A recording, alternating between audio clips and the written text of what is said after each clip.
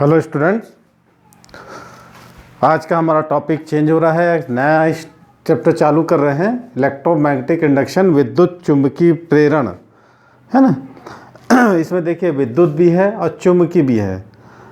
तो हमने last time देखा था गॉस और स्टेट का जो एक्सपेरिमेंट था, जब किसी हम चालक में धारा प्रवाहित करते हैं, किसी कंडक्टर में करंट फ्लो करते हैं, तो उसके चारों ओर क्या होता है, चुंबकीय क्षेत्र उत्पन्न हो जाता है।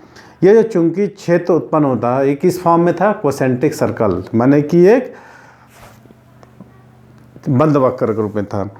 तो ये जो चुंबकीय क्षेत्र जो था कोसेंट्रिक सर्कल के फॉर्म में था, तो इसका जो डायरेक्शन था कभी क्लॉकवाइज था, कभी एंटी क्लॉकवाइज था। ये किस पर डिपेंड कर रहा था, ये किस पर डिपेंड करता, डायरेक्शन ऑफ करंट पर।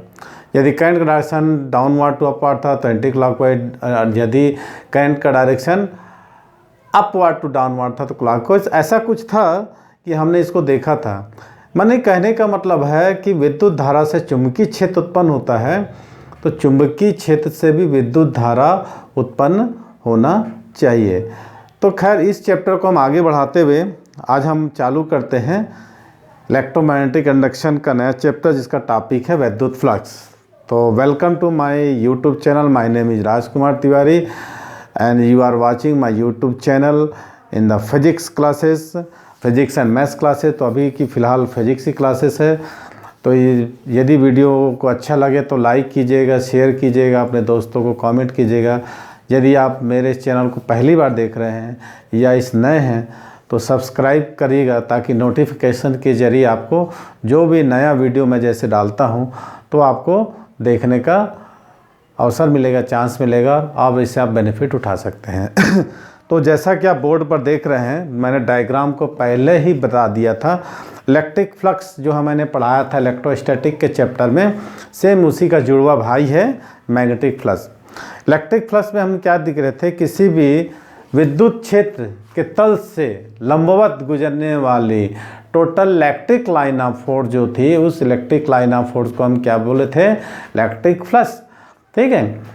तो उसका जो फार्मूला था सेम इसके फार्मूले के बराबर होगा। किसी भी चुंबकीय क्षेत्र, किसी भी तल से लंबवत जो जितने भी magnetic line of force cross होगी perpendicular to any surface area, जैसे हम देख रहे हैं, ये आपका इस सरफेस से परपेंडिकुलर जितने भी magnetic line of force pass होगी, माने परपेंडिकुलर होना चाहिए, किसी भी तल के परपेंडिकुलर, किसी भी सरफेस के परपेंडिकुलर जितनी magnetic line of force pass होगी, उस total magnetic line of force को हम क्या करते हैं, मैग्नेटिक फ्लक्स। इसको भी फाई बी से रिप्रेजेंट करते हैं, और यह भी एक स्केलर क्वांटिटी है। ओके।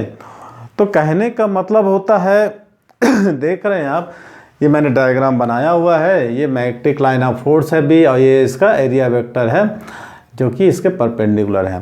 यदि मान लो ये इसका एरिया है, ये मैग्नेटिक फील्ड भी है, तो phi equal to B A cos theta इसका फार्मूला है। लेकिन कैसे होता है इसको अपन लिखेंगे, ये phi B equal to B, what is B, B is the magnetic, B A cos theta. ठीक है। तो हम इसको इस फॉर्म में भी लिखते हैं, phi B equal to A into B cos theta. Okay. तो इसको हम लिखेंगे बी कॉस थीटा। कहने का मतलब ये होता है बी ए कॉस थीटा, इसको ये स्केलर क्वांटिटी है तो इसको लिखने से कोई मतलब नहीं है। मान लो यदि हम ये बोलें, ये जो मैग्नेटिक लाइन ऑफ फोर्स है ये कितना थीटा एंगल सबटेंड कर रही है, किससे, मैग्नेटिक फील्ड से। तो ये थीटा एंगल सबटेंड कर रही है, तो वी है डिवाइडेड इन टू कंपोनेंट्स। पहला component B N equal to B cos theta, दूसरा होगा बी साइन थीटा। तो कहने का मतलब होता है कि हम इसको लिख सकते हैं B N A phi B. Okay. कोई डाउट हो तो बताइए। अब इसको लिख लीजिए, the magnetic flux linked with a surface held in a magnetic field is defined as the number of magnetic field line crossing through the surface normally और perpendicular. ठीक है, एक बार और बोल देते हैं, लिख दीजिए। The magnetic flux linked with the surface held in the magnetic field is the defined as the number of magnetic line of force is normally और perpendicular to the surface area, या एरिया से लिख सकते हो। Magnetic flux क्या है? Is scalar quantity और represented by, मैंने फाई एन बी से रिप्रेजेंट किया है, आप लोग किसी से भी रिप्रेजेंट कर सकते हो, क्योंकि इलेक्ट्रिक फ्लक्स और मैग्नेटिक फ्लक्स दोनों को फाई से रिप्रेजेंट करते थे, they are similar to each other, इसलिए इसको थोड़ा सा हट के मैंने फाई बी, क्योंकि बी क्या होता है? फी सिंबल ऑफ मैग्नेटिक फील्ड, इसलिए मैंने इसको फाई बी किया है मैग्नेटिक फ्लक्स। फ्लक्स का कहने का मतलब यही है कि total magnetic line of force passing through any closed surface area is perpendicular. यानी कहना total magnetic line of force passing through perpendicular to any closed surface area is known as magnetic flux is represented by phi N. तो B A cos theta, जैसे इसको B ए भी लिख सकते हैं अपन, क्योंकि स्केलर क्वांटिटी में स्केलर प्रोडक्ट कितना होता है? फाई इक्वल टू बी ए होता है। यदि ये मैग्नेटिक लाइन ऑफ फोर्स कितना एंगल सबटेंड कर रहा है? थीटा एंगल सबटेंड कर रहा है, तो ये जो नॉर्मली के डायरेक्शन में हम इसको कैसे लिख सकते हैं? B A cos theta, B cos theta, इसके परपेंडिकुलर कितना हो जाएगा? B cos theta. तो हमारा जो मैग्नेटिक फ्लक्स होगा phi equal to B N हो जाएगा। ठीक है, तो magnetic flux is measure as the product of component of the magnetic field normal to the surface and surface area. Okay, the magnetic flux link with the surface area, मान लो हम उसको del A मान लेते हैं, छोटा सा surface मान लें, बड़ा सरफेस का एक छोटा सरफेस मान लेते हैं। यदि हम यहाँ पर एक छोटा सा सरफेस मान लेते हैं डेल ए, तो हमारा वो कंडीशंस क्या हो जाएगा? डेल ए, तो phi B N del phi हो जाएगा। मान लो ये तो बहुत बड़े सरफेस से गुजर रही है, अगर मान लो एक छोटे से सरफेस से गुजर रही हो, तो इसको हम क्या करते हैं? डेल ए लिखते हैं, इसको भी हम डेल ए लिख देंगे। डेल लाइन सेगमेंट या छोटा सरफेस को हम डेल लगा के ब्लेंड करते हैं, यानी जैसे हम डी एल लिखते हैं लाइन सेगमेंट, तो इसको हम डेल एल लिख देते हैं। ये होता है स्मॉल। तो मान लो एक थोड़ा सा एरिया, छोटा सा क्रॉस सेक्शन एरिया बोल सकते हैं, उसको हम डेल ए ले लेंगे, तो उसमें से जितनी magnetic line of force pass होगी उसको अपन डेल ए रिप्रेजेंट करते हैं। Okay, B del A cos theta, तो इसको अपन बी डेल ए भी लिख सकते हैं। Magnetic flux is the dot product of magnetic field vector. Okay, तो इसको अपन क्या लिख सकते हैं? जनरली मैंने बताया था ना, इसको हम ऐसा भी लिख सकते हैं, phi B the scalar quantity है तो बी डॉट ए।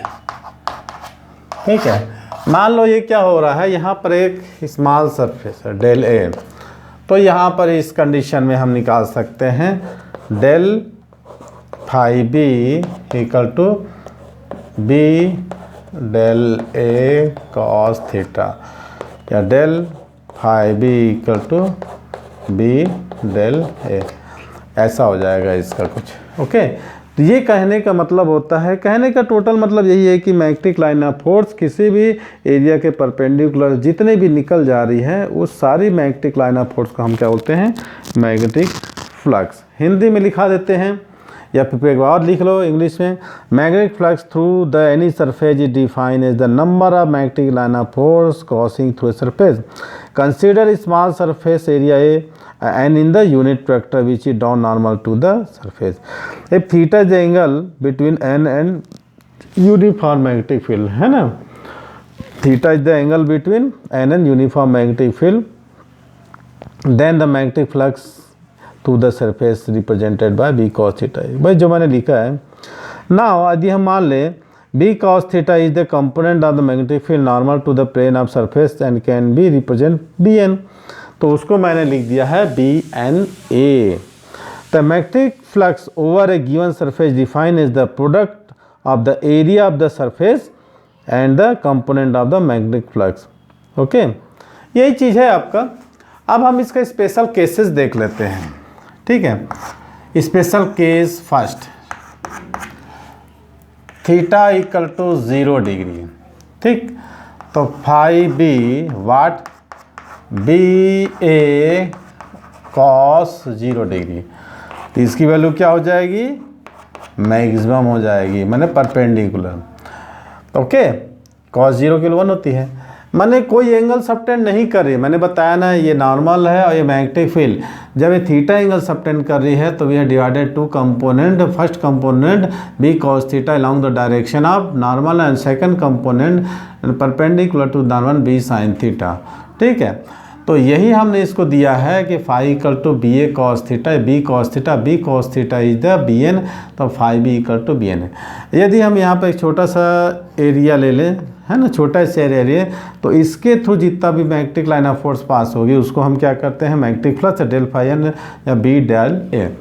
तो कंडीशन हमने ये देखा पहला कि थीटा इक्वल टू 0 डिग्री, तो phi B equal to B A, मैंने maximum magnetic line of force pass होगी। केस सेकेंड खुद भी कर सकते हैं, खुद से करिए आप लोग। थीटा इक्वल टू 90 डिग्री, तो phi B is what, B A cos 90 degree. Cos 90 degree कितनी होती है, 0 होती है, मैंने पैरेलल हो जाएगा, तो कितना हो जाएगा 0, क्योंकि कॉस 90 की 0 होगा।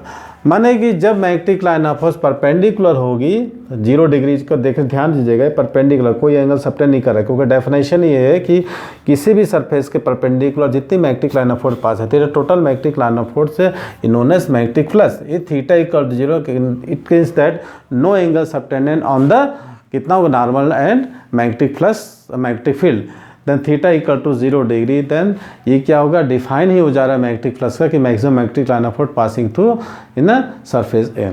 अब थीटा इक्वल 90 डिग्री मैंने परपेंडिकुलर है ना, परपेंडिकुलर में क्या हो जाएगा, cos 90 की 0 हो जाएगी, तो मैग्नेटिक फ्लक्स भी क्या हो जाएगा, ये हमारा 0 हो जाएगा। तो दो कंडीशन मैंने देखा, ये तल चुंबकीय क्षेत्र के लंबवत हो तो उससे बस चुंबकीय फ्लक्स का मैक्सिमम हो जाएगा। ये थीटा इक्वल टू 90 डिग्री होगा, तल चुंबकीय क्षेत्र के समांतर होगा तो मैग्नेटिक फ्लक्स की वैल्यू 0 हो जाती है। अब हम इसका डायमेंशन फार्मूला यूनिट वगैरह देख सकते हैं। दो कंडीशन तो हमने देख लिया है ना। मैग्नेटिक फ्लक्स डेंसिटी वाट, तो मैग्नेटिक फ्लक्स डेंसिटी कितना हो जाएगा, B equal to phi by A. मैंने magnetic flux density B is define as the magnetic flux per unit area. ठीक है, अब इसका यूनिट और डायमेंशन फार्मूला हम निकालते हैं। Magnetic flux density, magnetic flux चुंबकीय घनत्व, phi equal to B A, ये B equal to phi by A, है ना, ये होगा इसका। ओके, हाँ चलिए अब यूनिट निकालते हैं। ऐसे वेबर पर मीटर स्क्वायर होता है, अब इसका यूनिट निकाल लेते हैं। B equal to phi equal to B newton upon ampere into metre, और इसका मीटर स्क्वायर। देखिए बी मैंने निकाला था लास्ट में, F equal to I L B, F equal to Q V B, ये दोनों का डायमेंशनल फार्मूला सेम आया था। तो हम इसको F by I L equal to B, तो newton by ampere into metre, वही चीज़ लिखा हमने। ठीक है, तो कहने का मतलब फाई इक्वल, इसका हम निकाल रहे हैं यूनिट, मैंने किसका निकाल रहे हैं, मैग्नेटिक फ्लक्स का। तो बी क्या होता है, newton by ampere into metre, और एरिया का मीटर स्क्वायर। फिर से आप देख लीजिए, मैंने जब निकाला था, जब कोई करंट कैरिंग कंडक्टर किसी यूनिफॉर्म मैग्नेटिक फील्ड में रखा हुआ है, जब उस पर फोर्स लगता है, उस फोर्स की वैल्यू कितनी थी, F equal to I L B. यदि कोई चार्ज पार्टिकल किसी यूनिफॉर्म मैग्नेटिक फील्ड में रखा हुआ है, तब उस चार्ज पार्टिकल जो मैक्सिमम फोर्स लग रहा था, उस फोर्स की value Q V B sine theta दी, थीटा इक्वल टू 90 डिग्री रख दी हमने, क्योंकि मैक्सिमम फोर्स की डेरिवेशन कर रहे हैं। तो पहला जो करंट कैरिंग कंडक्टर था, F equal to I L B से F by I L equal to B, मैंने बी मैग्नेटिक फील्ड, तो newton by ampere into metre. तो यहाँ मैंने वही चीज़ लिख दिया है, newton by ampere into metre, sorry ये मीटर स्क्वायर है ना, इंटू 1 मीटर कैंसिल हो जाएगा। तो ये जो मैग्नेटिक फ्लक्स हो जाएगा newton into metre upon ampere, या newton into metre upon ampere. तो ऐसा कुछ हमारा क्या हो जाएगा, इसका यूनिट आएगा। अब डायमेंशनल फार्मूला निकाल लीजिए, है ना। डायमेंशनल फार्मूला जो होता है न्यूटन माने फोर्स का MLT-2 मीटर का L अपॉन एरिया, तो इसमें हो जाएगा ML into L square T-2 और A माइनस। तो ये हमारा कुछ ऐसा निकल के आया newton upon ampere into metre square. तो मैग्नेटिक फ्लक्स डेंसिटी हमने देखा है, ये फाइन पर यूनिट एरिया पर मैग्नेटिक फ्लक्स जितना भी होता है उसको अपन क्या बोलते हैं, मैग्नेटिक फ्लक्स डेंसिटी। और इसका यूनिट होता है, मैग्नेटिक फ्लक्स की जो यूनिट होती है वेबर होती है, तो वेबर अपॉन मीटर स्क्वायर या वेबर पर मीटर स्क्वायर इसका यूनिट होता है।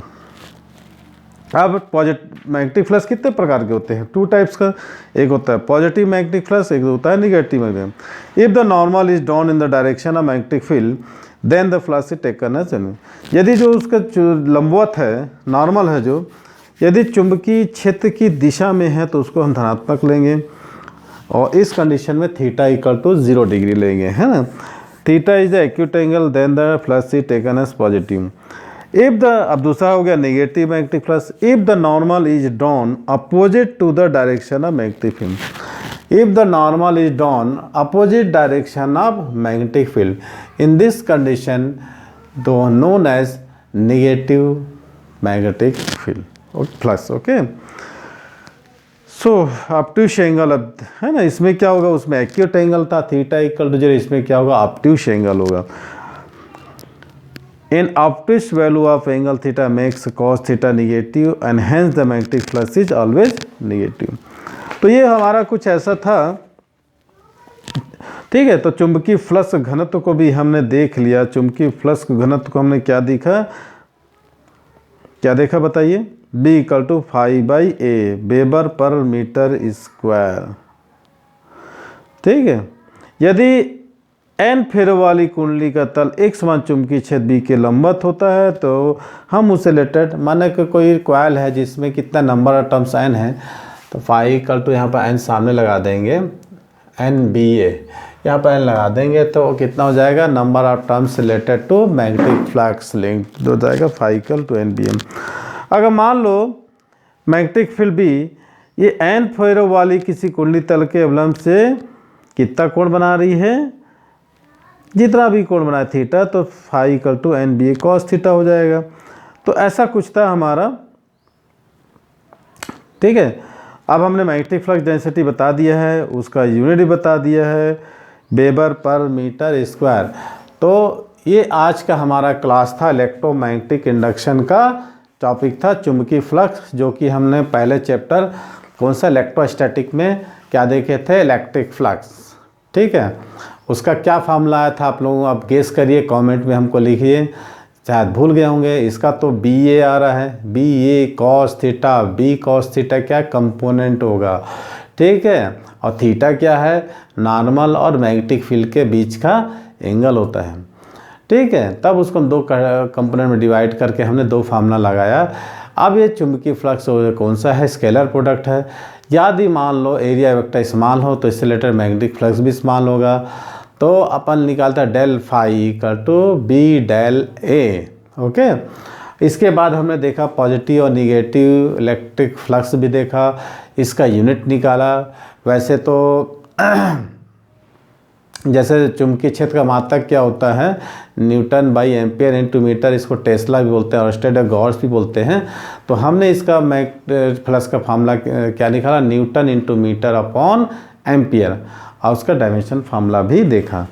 तो बस आज के लिए इतना है। कल की जो हमारी थ्योरी क्लास होगी उसमें हम फैराडे का एक्सपीरियंस, लेंज का एक्सपेरिमेंट और फैराडे का फर्स्ट और सेकेंड लॉ, काफ़ी को आप थ्योरी थोड़ा सा ज़्यादा है, ध्यान देने लायक है, तो उसको आप लोग ध्यान से देखिएगा। मैंने एक कॉइल और मैग्नेट के बीच जब रिलेटिव वेलोसिटी होती है, उसी को फैराडे ने प्रूव किया था कि उसने ये देखा था कि जब किसी कंडक्टर में करंट फ्लो करते हैं तो उसके चारों ओर क्या होता है, मैग्नेटिक फ्लक्स, कॉन्सेंट्रिक सर्कल, संकेंद्रीय वृत्तों के रूप में आती है। तो यदि हम धारा से चुंबकीय क्षेत्र उत्पन्न होते हैं, चुंबकीय क्षेत्र से भी क्या हो जाती है, इलेक्ट्रिक करंट प्रोड्यूस होना चाहिए। उसका उन्होंने एक्सपेरिमेंट किया। एक कुंडली माने कॉइल और एक मैग्नेट के बीच रिलेटिव वेलोसिटी कहने का मतलब स्टेबल फॉर्म है तो एक मूविंग फॉर्म में है।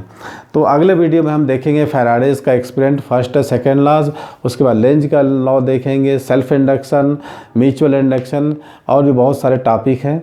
तो ये वीडियो अगला काफ़ी मज़ेदार होगा, तो बने रहिए हमारे साथ, हमारे यूट्यूब चैनल के साथ, राज कोचिंग क्लासेस। अगर आपको किसी प्रकार का डाउट हो रहा है क्लास में या फिर कोई पढ़ने में, तो आप मेरे को सीधे कॉल कर सकते हैं। मेरा नंबर है 9826159761। तो ये इससे आप बेहिचक पूछ सकते हैं, कोई भी क्वेश्चन हो किसी प्रकार का।